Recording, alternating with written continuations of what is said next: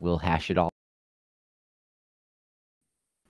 Welcome, everyone, to another episode of Buffalo Bills Maybe Next Year, a podcast that is back after the bye week, and we're itching for a fight. My name is Frank. I'm Paul. Scott, did you say your name was I'm Scott? Okay. We didn't. No, I didn't. Okay. Same start the Jaguars had on Sunday. For reference earlier, I am not feeling well and I'm dying. So okay. So Scott, if you also feel like you need to just get out, then get out. But I appreciate I'll try and announce with my departure before I'll think of a funny closing line to go out on. It's Perfect. been fun, guys. Later, if I say that, then you know then you're really in trouble. Got it. The Buffalo Bills won a football game against the hated, I think it's fair to say now hated Jacksonville Jaguars. They beat them 24-21 in a game that was both, I think is fair to say, was better than people thought it was going to be. And certainly better than maybe some of the stats would have indicated. Josh Allen, 8 for 19, 160 yards, 1 touchdown. And if you just read that stat line and didn't watch the game, you'd think it was a pretty ho-hum performance.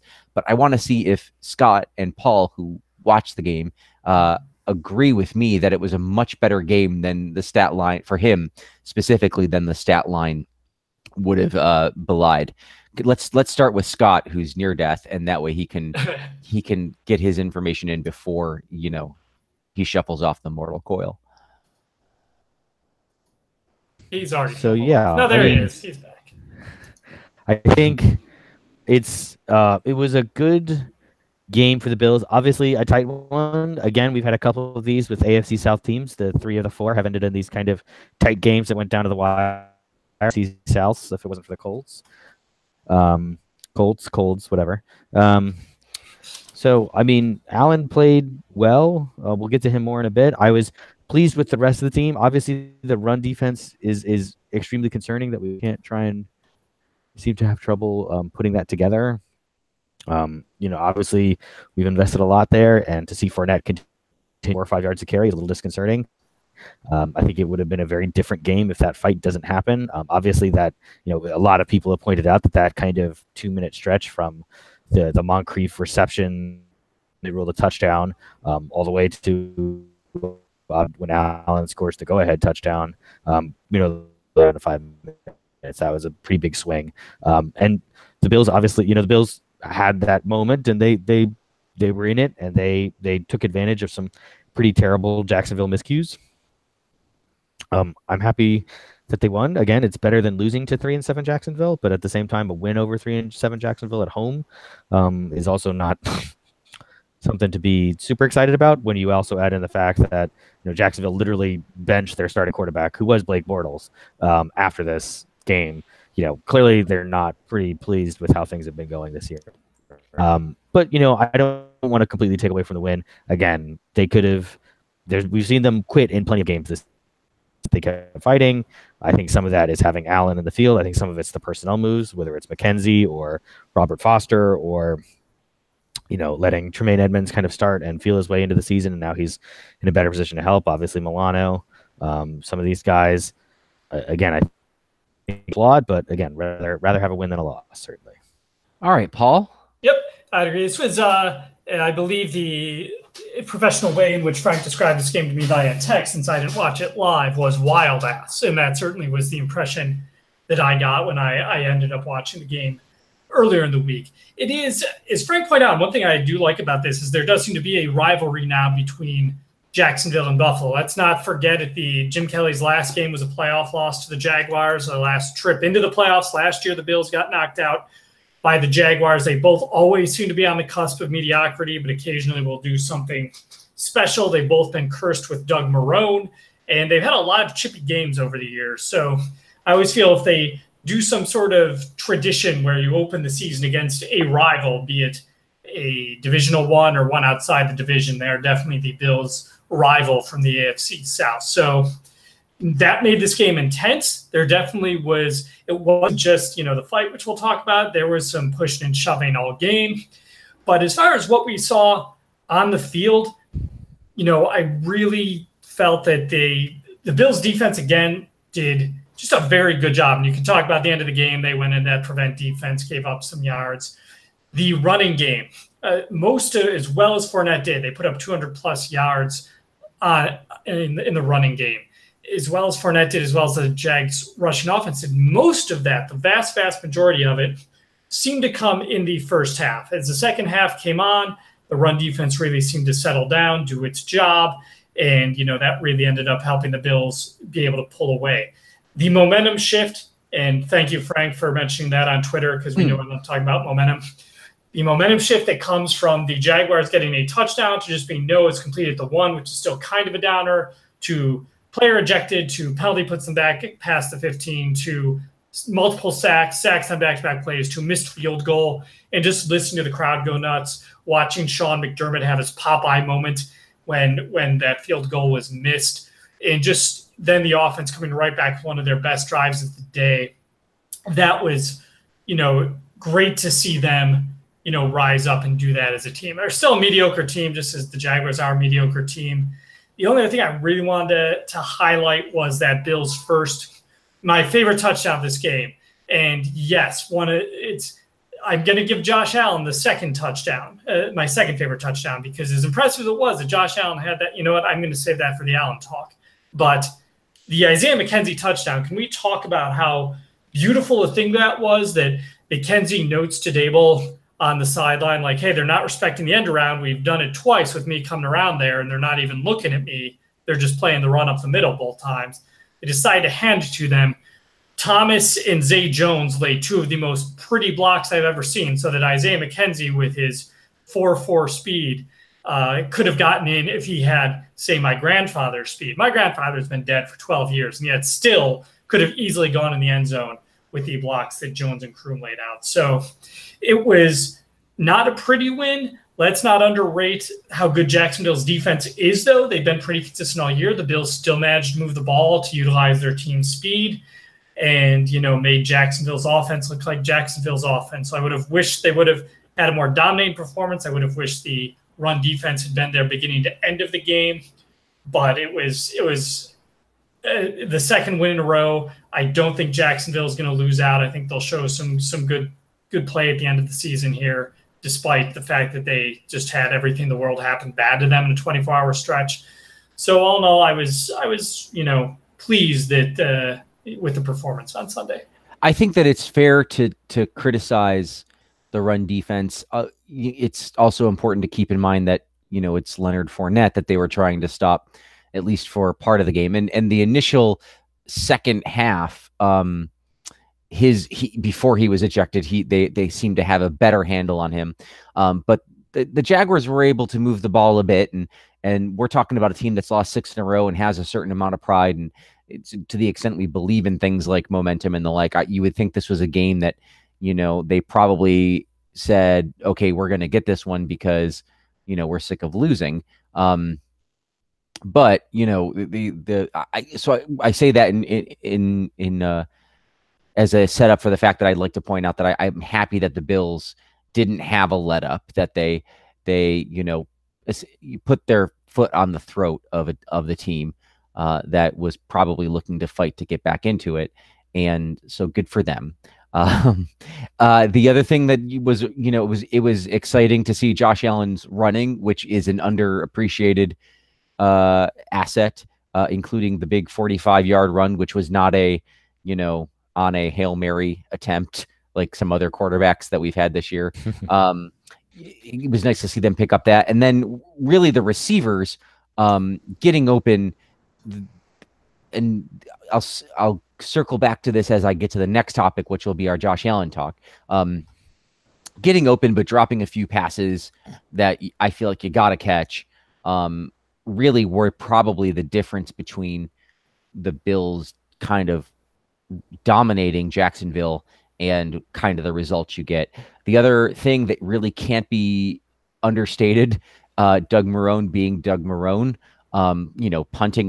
punting down 7 with 9 minutes left from basically midfield, having an entire drive of 15 some odd run plays. He was committed to, playing like the crap ass that he is. They have a quarterback they hate. They seem to just hate Blake Bortles, but didn't bench him before this game. So it was nice to have Doug, especially in that Bold City hoodie, which was, just horrifying to look at. Truly a horrific looking human being, if I could be so bold. Right. It's almost like Trump wearing a Subtlety City hoodie.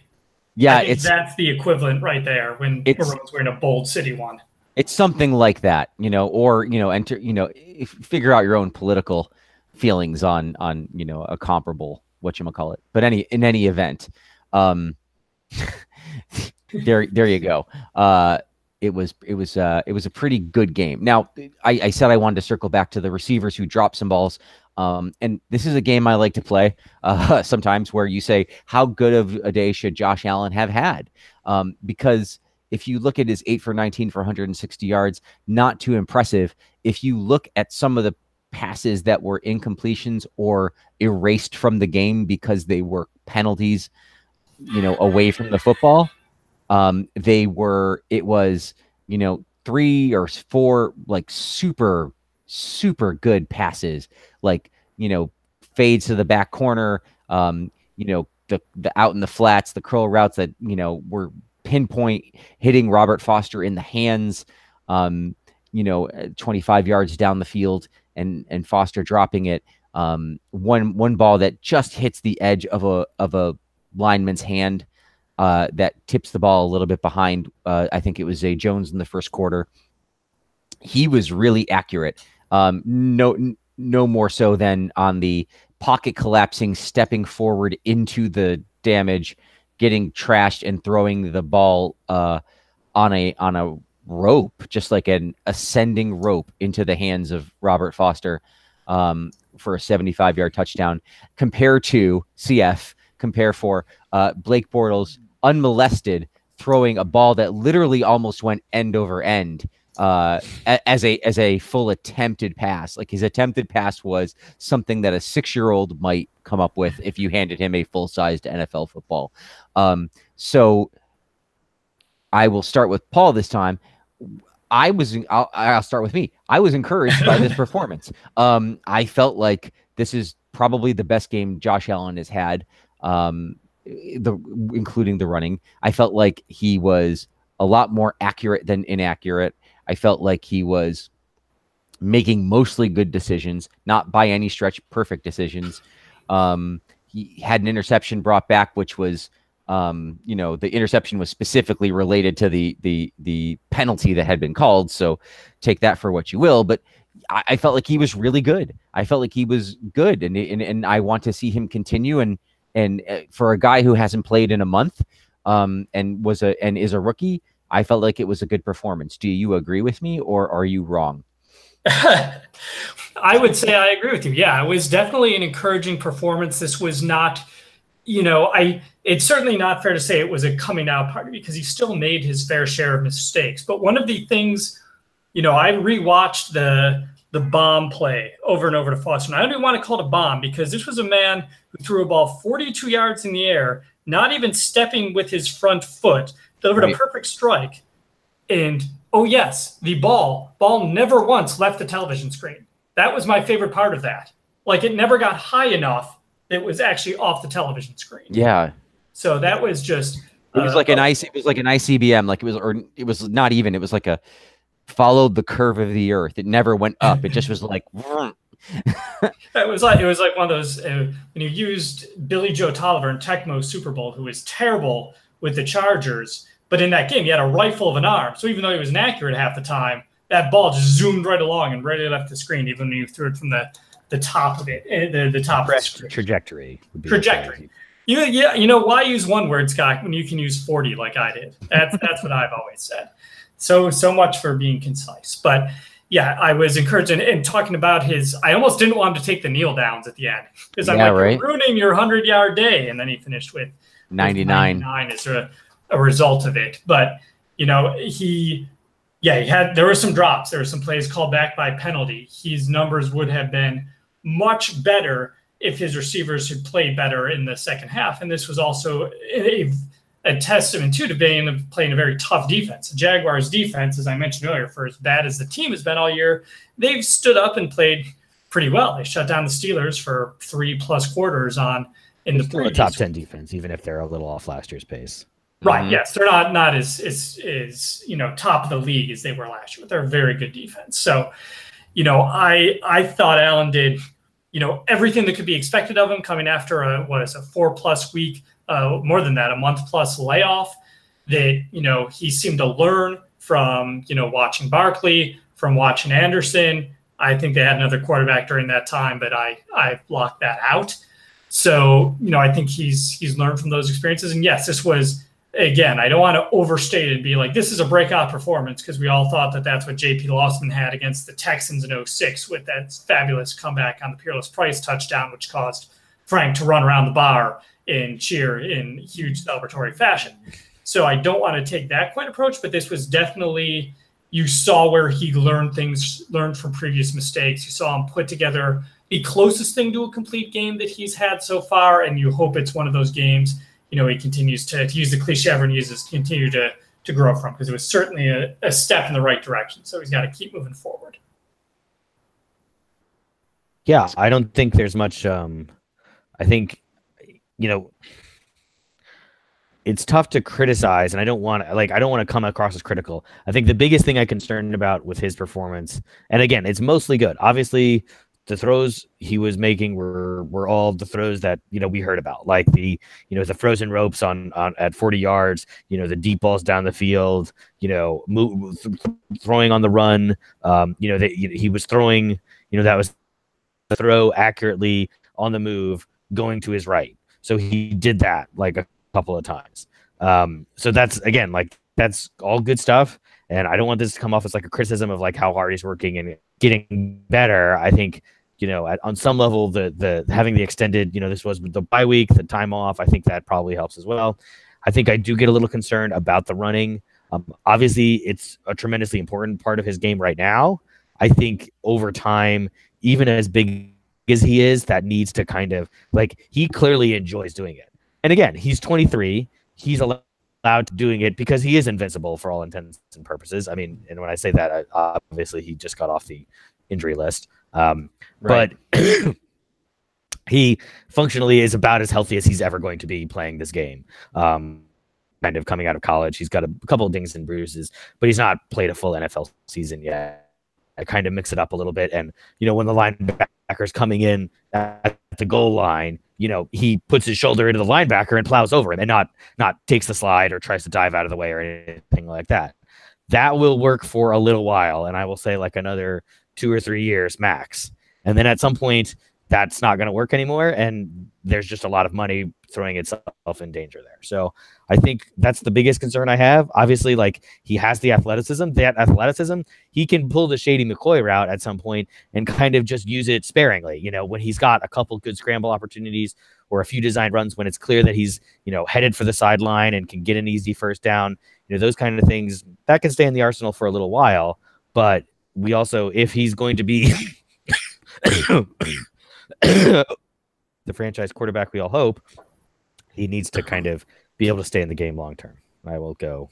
Can you stay in the game long term? That's the question at this point, all right, Scott. We need to know if you can make it long term.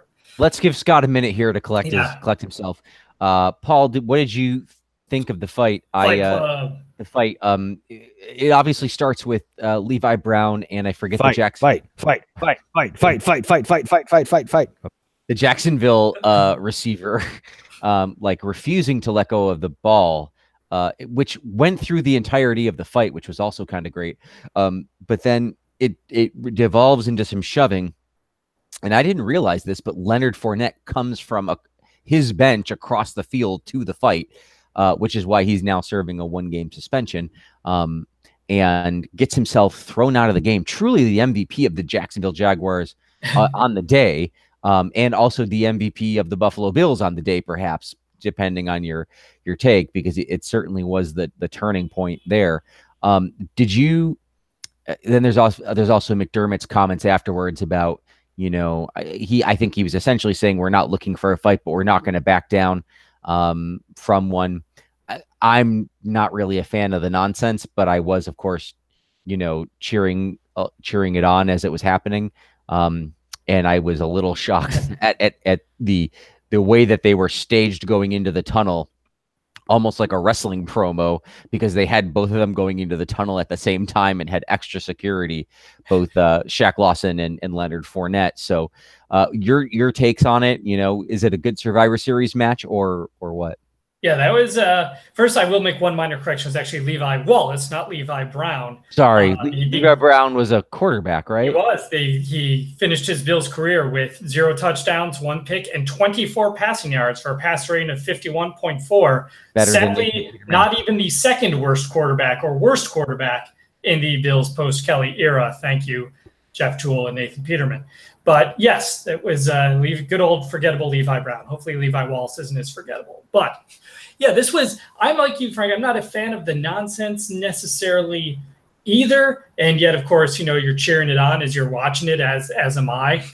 What I don't want to fault Lawson too much on any of this, really, because when he threw the punch and got ejected, he bet, Leonard Fournette had come out just swinging at him. So he saw him swinging at him. He knew Fournette had come from all the way over the bench to fight. His first reaction, in the fight or flight was, I've got to swing back.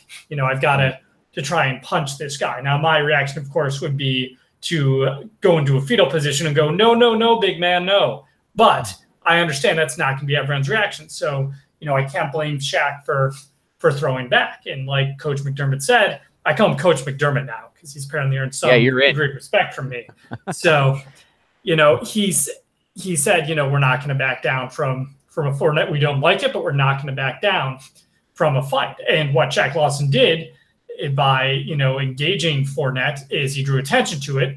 The punches that were thrown were noticed by all the officials, and Fournette's out of the game. And that was a huge turning point in the game for the Bills, as we talked about with what happened on the next 3 plays and then the following Bills drive. So I don't want to see a fight every week. I don't want to see people being dragged into undisciplined plays.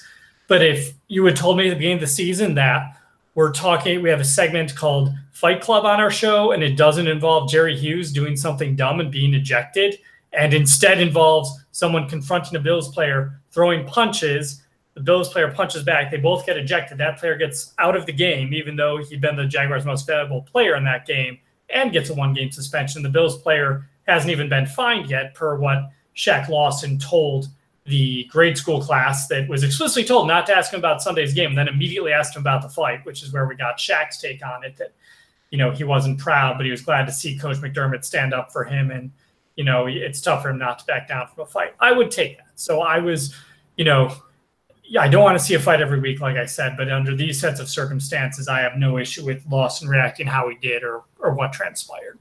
Okay. Scott, are you okay? Yeah. Good. Thank God. All right. So the concern I have, and certainly there is boy, I really am on high on the concerns today, aren't I? Mm-hmm. Debbie Downer, that's me. I think the concern that I have is McDermott kind of started with I'm glad our fellow players, and that's okay. And I understand there might be a little of that's okay in your locker room talk to the team about what happened. But I don't think publicly you should be putting it out there because I don't think it's a good message just in general. And B, I'm not even sure that it should be your leading point on the thing. And he kind of reversed it a little bit the next day when he says, well, we have to be disciplined, but then we also got to back each other up or kind of something to that effect. And I think that's the thing is I would be a little concerned, and maybe this is, and you guys can tell me if this is a spurious connection, but this was the worst penalty-filled game I've seen in many, many weeks. It was. And it was pretty atrocious. And the Jaguars were equally at fault. I think it was 23 penalties about 10 minutes to go in the fourth quarter, and then the refs just ran out of penalty flags. They gave up finally. But at that point, it was pretty even, if I recall. And that kind of, undisciplined play is not going to help us get to where we want to go. I understand the causality between penalties and wins is not. The Patriots end up getting penalized a lot. The Seahawks did when they were winning the Super Bowl. it does happen, but those are kind of ultra talented teams. Clearly, this team this year is not ultra talented, and I don't think that's the culture that we're trying to build here, right? That's what McDermott's all about. So I think I would be a little concerned that fighting is symptomatic of a lack of discipline, the same way that penalties are a lack of discipline. They're a little bit, on our effort, guy getting beat and holds instead. So there's some of that. But part of, the reason you got beat is you were not disciplined to keep your footwork where you needed to be so you could stay ahead of the guy. So I am a little concerned about that from that perspective, because I think the penalties are, especially, it's very, for teams that have a quick strike offense, it's not as big of a drive killer. But for this kind of team, especially with, how poor the run game's been, and Allen obviously had a good game on Sunday, but we can't count on that every week, at least not at this point. You can't kind of be taking holding penalties that put you in 1st and 20, because that's just so hard for this team. So I think that there were, and I think that at least my impression of the game was that that crew was calling a pretty horrifically tight game. There's, I forget who said it, that, they say you can call a penalty on every play, and this crew has decided that they're going to. So I don't want to pin it all on them, but I think you're right that there are questions of discipline, and that's some of the double speak of coach stuff, because they're very big on high character guys right up until they get a sufficiently good high character guy to be the to play for them. So then it becomes he's worth taking a risk for. But all good comments all around. I think we should get to 3 stars so we can move on to the remainder of the show. Let's do it. All right. Okay. Your second honorable mention, the aforementioned or referenced Walt Coleman, 23 penalty flags for 240 yards or whatever it was. Obviously, a huge impact on the game. I think everyone's favorite play from this Sunday was Josh Allen on 2 consecutive plays, completing a 3rd and long pass, only to have it wiped out by a hold and then a legal load. And again, I've seen that called pretty frequently. Seems like there were a lot of those on Sunday. So I don't know if they just, guys' eye level was at that way. But anyway, great game for Walt. He was all over the field. What can you say? Really glad that they got him a lot of screen time. Honorable mention number 1 goes to Leonard Fournette. Again, as we've kind of referenced, a huge impact on the game. 1 for his 18 carries, 95 yards, 5.3 yards per carry average. That's a pretty decent day at the office, plus the 2 touchdowns. And that was obviously in 2.5, almost 3 quarters of work. So who's to say how that game would have ended if he did not get himself ejected? But he did. So thanks, Leonard, for that, and hope you enjoy the rest of your season on your terrible Jaguars team. Your all Bills 3 stars continue with. I gave it to Robert Foster. He did have the drop on that other would have been another nice long completion for Josh Allen, but the 2 for 9. It's pretty clear that he's an important part of the offense at this point. I don't want to say that he's going to be a number 1 kind of game-breaking guy.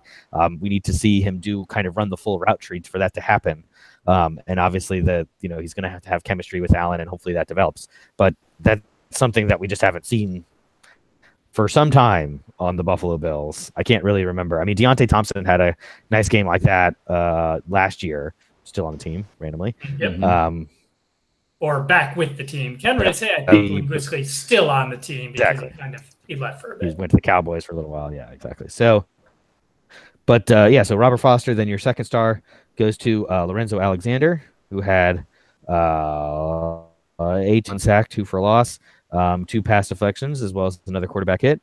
Again, another strong defensive effort from the Bills, enough to kind of, again, you gotta take what the enemy's giving you on some level, and it would have been nice to have a little better run defense, and I think they all probably would admit that, but they able to put Blake Bortles into the box, kind of. He fully Bortles with a 12 for 23 for 127 yards, 1 touchdown and 2 interceptions, and 3 sacks for Bortles. So I've been to win that game, and some of that's on Bortles, but some of it's also on the Bills defense. So I think good job for the guys all around, and Lorenzo Alexander I think probably had one of the better days.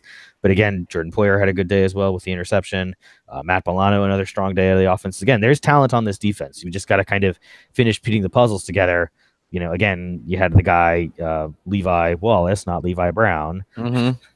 The latest in our rotating cast of number 2 corners to get burned on a play that could have cost us the game to a certain extent. So, and then I will give the first star to Mr. Josh Allen. I believe it's the second of the year. I think I gave it to him for the Vikings game, if I'm not mistaken. Another strong kind of run pass performance.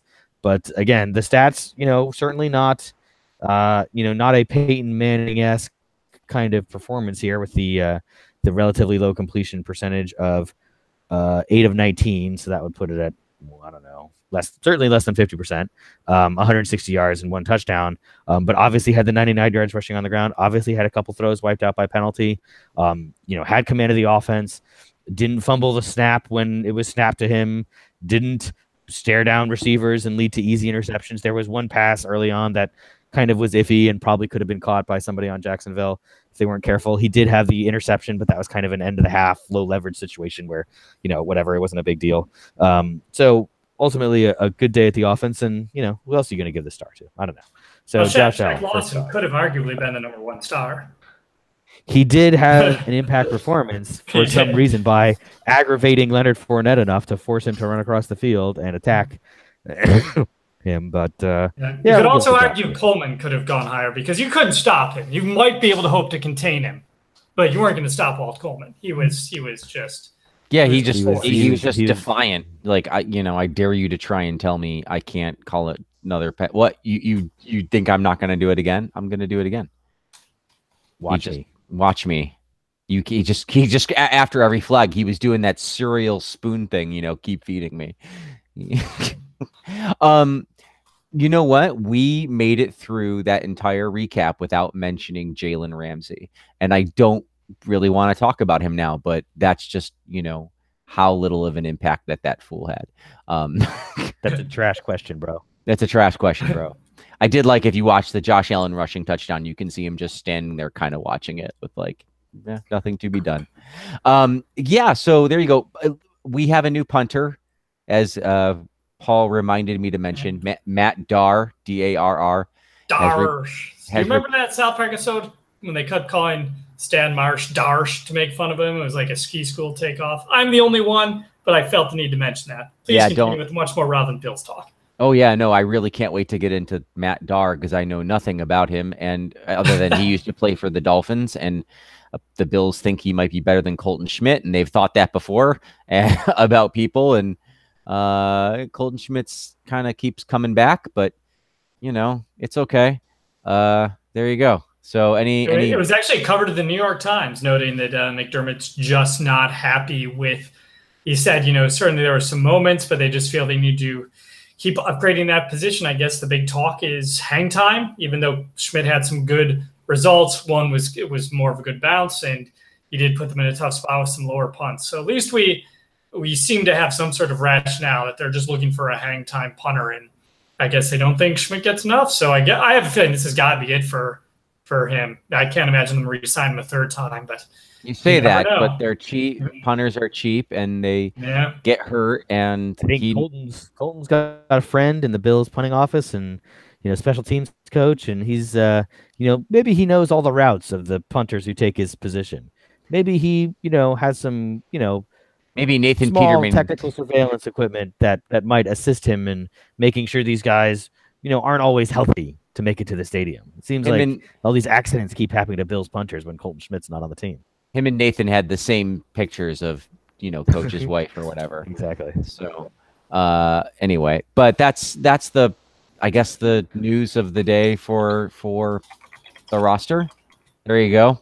I don't know that there's much else we want to talk about right now other than, were there any good, let me pull up Facebook. Yeah, we didn't have anything on Twitter, probably because I didn't say anything, though I want to point out that Orlando did have some good questions, which I answered on the tweets. But he was talking about how you just can't get all the fanfare on Allen. And, he noted his biggest asset right now is his running ability. And once that's taken away, he's just wildly inaccurate, same as he was in college. please correct me if I'm wrong, he did nothing on Sunday to change my mind. Just an observation, isn't Josh Allen doing all the things we knocked Tyrod for? He's inaccurate overall, but definitely over the middle, runs too much and gets out of the pocket quickly. Big arm.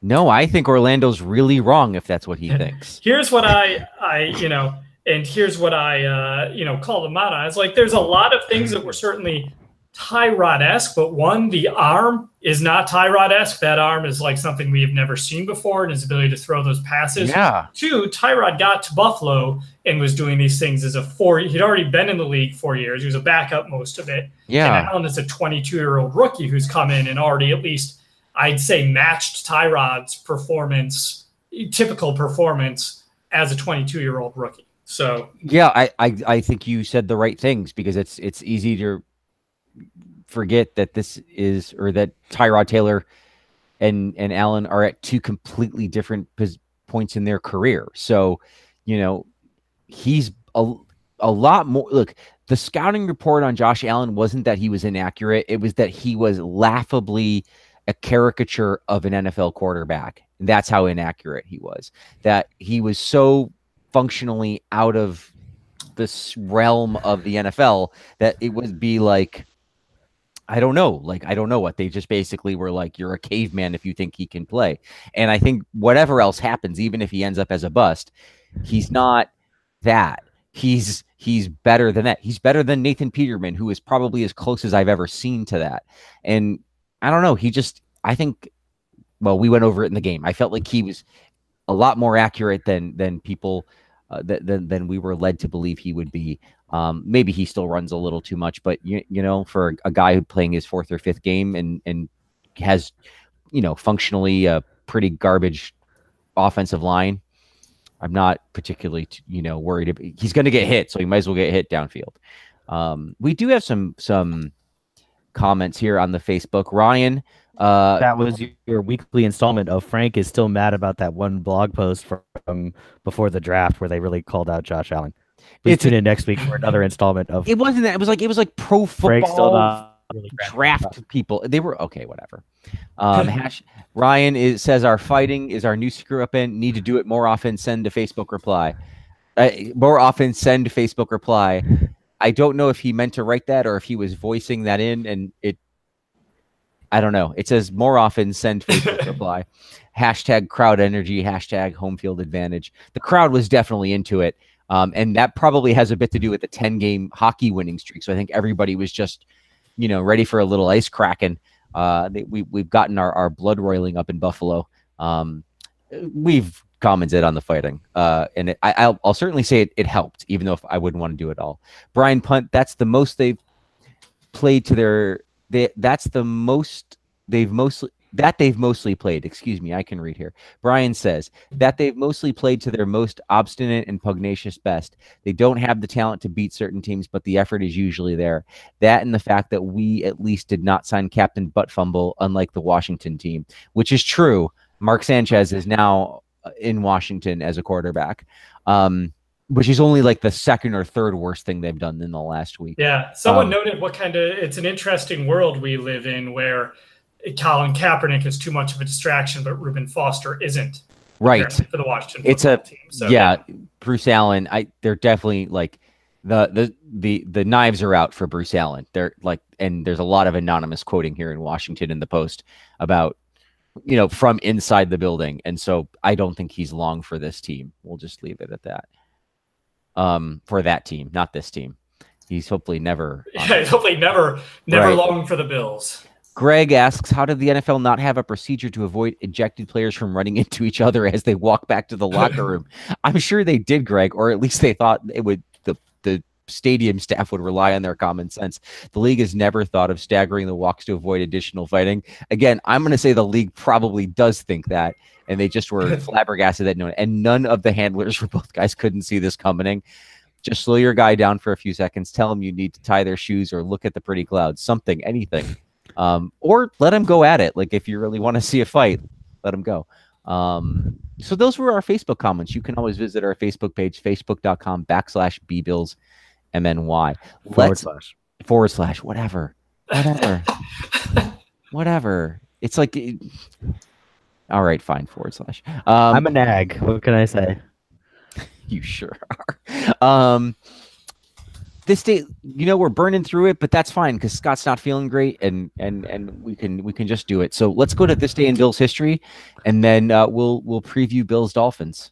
Right, and as we've discovered, I can drag out this segment for as long as needed. So I'm glad we're coming into usually this much longer than needed, if we're honest. Almost always. So what do we got today? We got 3 games and 7 headlines to discuss in this day in Bills headlines. So saddle in. These are a mix. Some are going to be easy, some are going to be tough. So let's see how you guys do today. 2016, migraines hold blank out versus Jaguars. 2016. Yep. So this is Rex. Rex, it's someone who's out with migraines against the Jaguars. I'm going to say... That's probably not right. I sort of remember this story. I just can't think. I'll give a position unless Scott. Was it a running back? It was not a running back. Okay, then it wasn't Jonathan. Whatever. Okay, go ahead. All right, wide receiver. Was it Sammy? It's not Sammy, though. Viable guess. He was with the team in 2016. Caught a big touchdown versus the Colts in the opener that year. Didn't make too much of an impact the rest of the year. No longer playing football. Percy Harvin. There we go. Yeah, that's right. The interesting takes on this game were Jerry Sullivan's hot read. Another Bills win, but how good are they? Shocking that he would have that take on it. And then Mark Gaughan said, I don't care if the Jags are 2-9. This was a good win.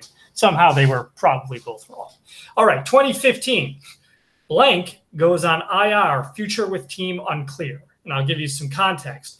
Post-procedure, Blank expects rehab to last a few months. After enduring back-to-back Achilles injuries in the past, he said nothing scares him. Of course, the Bills will eventually have a financial decision to make with the 10-year veteran too. Buffalo could clear $5 million in space by releasing him until turn 33 in June. Now, I'll give you the big hint. He's still hanging around, and he'd probably be laughed out of town if you suggested releasing him. Lorenzo Alexander. Good guess. I think that was his first year with the Bills, but that is not the correct one. But it is old man, 10-year veteran. Now he'd be a 14-year veteran at this point. 13. Kyle Williams? Kyle Williams. I do not remember him having Achilles surgery at the end of 2015, not even remotely. So yeah, I don't remember that either. All right. This was a tougher one, but then comes a really easy one after this. Blank plugs big hole for Bills at 5 technique after injury to Alex Carrington. And the context on this guy, signed a multi-year contract extension with the Bills in December 2013, released 9 months later, one day after being arrested for a DUI, and then played 4 really solid seasons for the Patriots.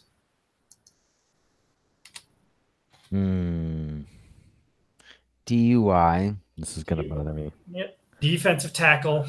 DUI. Oh, I didn't know this guy. It's not Anthony Hargrove. He got into a fight. Yeah, he was gone before then. And again, for release, the Patriots just released him in this offseason after they'd signed him to like a $6 million extension a year after they took him away from the Bills, or after the Bills released him. Chris Collinsworth loved him, thought he was just really good defensive tackle. Yeah, this bothers me because you're going to say it. Yeah, that I knew it, but I'll just guess Mike Williams because that's every standard Bills guest. I think, let's see, your answer is not far from the tree. Tree? Anyone? No? Trying to give a hint. Maybe Charles Oakley. Ryan Leaf might grow on him. Stumperton. Alan Branch. Alan Branch. This one is easy. 2011. This is extremely easy, but it's so memorable I couldn't not use this headline. Bills wide receiver Blank takes apparent jab at Plaxico Burress' shooting incident with TD celebration. It's got to be Stevie. Stevie, yep. Remember, and he fake shot himself in the leg, danced around, and fell down, and earned a huge penalty and got fined by the team. But it was worth it because that has lived on forever. Everything he did was worth it. Everything. That's so serious. Hilariously, when we talk about one game soon, I will disagree with that, but that'll be at the very end of this. All right. 2006, season over for Bills tight end blank. The season is over for this Bills tight end before it even began as the team decided not to activate him to their 53-man roster Wednesday. Spoiler alert, his career would end in the first game of the next season. Repeat the question, the clue again. Sorry. Sure. Season over for Bills tight end blank. It ended before it even began as the team decided not to activate him to their 53-man roster. So he was on the PUP or whatever that you could be on for the first 8 weeks of the season back then. Then they decided not to activate him. Played one game in 2007. Career ended. It's not Kevin Everett, is it? It is Kevin Everett. Good job, Frank. All right. Yeah. I knew that was an opener. I just couldn't. I was, Yeah. All right. 2005. Friction between defensive tackle blank and Coach Malarkey is a personal thing, says the player's agent. The agent says this guy doesn't like him, and that's fine. You don't have to like him to play him. He wants to play. He likes Buffalo, but you got a coach there who doesn't like him personally, and he's doing everything he can to make it look like it's the player's fault. Man. 2005 defensive tackle. And they had a lot of good defensive tackles in this era. So Defensive tackle. And this was one of those good defensive tackles. I think Pat Williams had moved on at this point. Yeah, that was Williams' first year away from the team. This was a multi-time Pro Bowler with the Bills, though, and with other teams. No, then it wouldn't be Adolphus Washington. That's too late. Yeah, that's way too late, right? I'm way off. Yeah, way too early. Yeah. I was watching The Big Bang Theory the other day, and they had a guessing game, and one of the guys guessed Muhammad Lee because Muhammad is the most common first name, and Lee being the most common last name, and you would have hopefully a statistical advantage that way. So I'm going to guess that the player's name was Muhammad Lee. Muhammad Lee, solid guess. It is. You might drink this guy's beer if that helps. Sam Adams. Sam Adams. There you go. Really? Yeah. Sam Adams. I don't remember him and Malarkey not getting along. But again, I don't either. And I thought he was gone because I thought of Sam Adams and I thought, no, he was gone by then. But I guess not. Yeah. Okay. All right. 2001, last headline before the games. Bills sign kicker blank. This was right after they'd released a guy whose name I won't mention because it'll be a great trivia question someday. He'd play in 5 or 6 games with the Bills. He wouldn't be re-signed, and then he'd make several Pro Bowls, or at least one Pro Bowl that I remember with the Bengals. So if you remember him kicking for the Bills for whatever it was, 6 or 7 games, or what he's doing now. Lindell? No, those two. No, yeah, 2, yeah. So you're only 2 years early. So you're not super early for Lindell.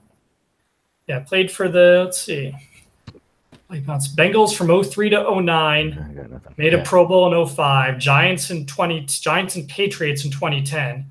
Dolphins, Ravens 2011. Dolphins, he missed some kicks against the Bills in a loss. Texans 2012. Steelers 2013. Falcons 2015.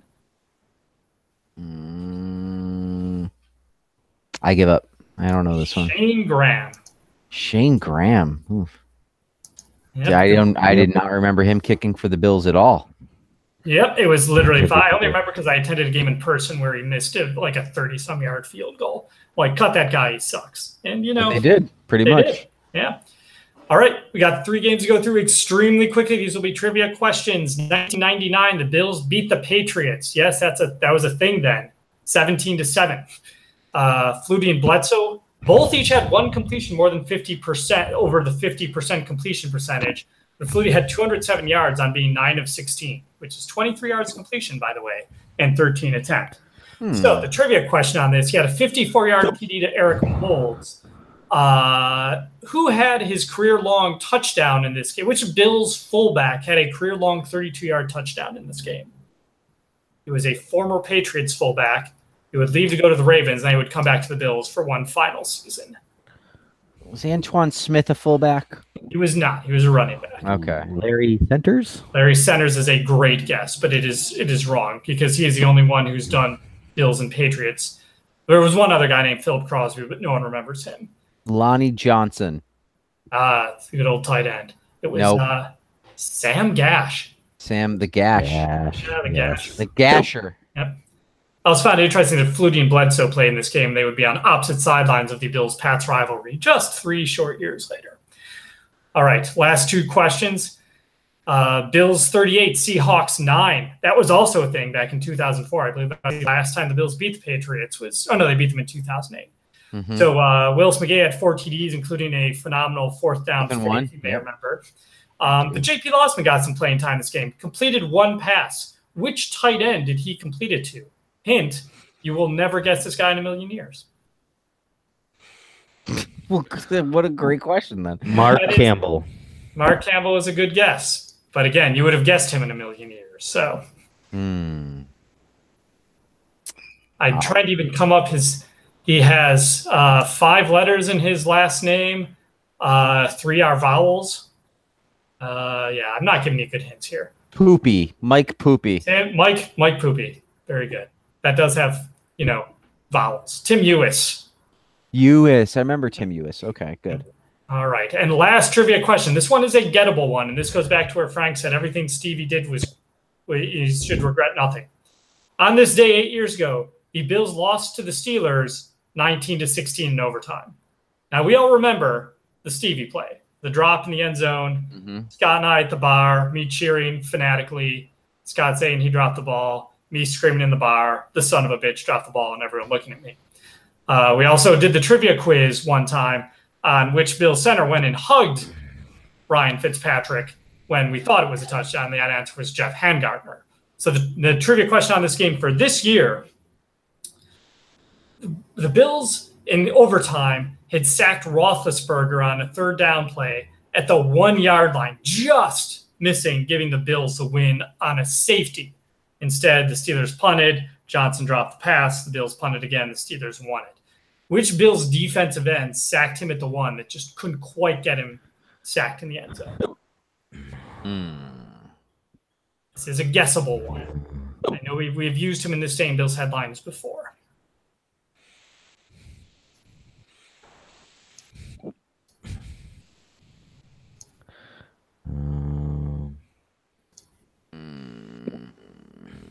I will give you the list of knots. Ryan Denny. He was one of the knots. Not Ryan Denny. Aaron Schobel. Here. And it's the other guy. Chris Kelsey. There you go. Yes, there you go. Chris Kelsey. So, that was it was an eventful day. 3 games in the last 20 years on this day in Bills history. And also this day in Bills headlines, November 28th. Thank you, Paul, once again for a thorough and fun game of this day in Bills headlines. Dude, I feel these were too tough this week, except for Stevie. I've got to. Well, it's okay, and we're not playing it at full strength here, obviously. Right. Scott's kind of hurting here. So let's get to it.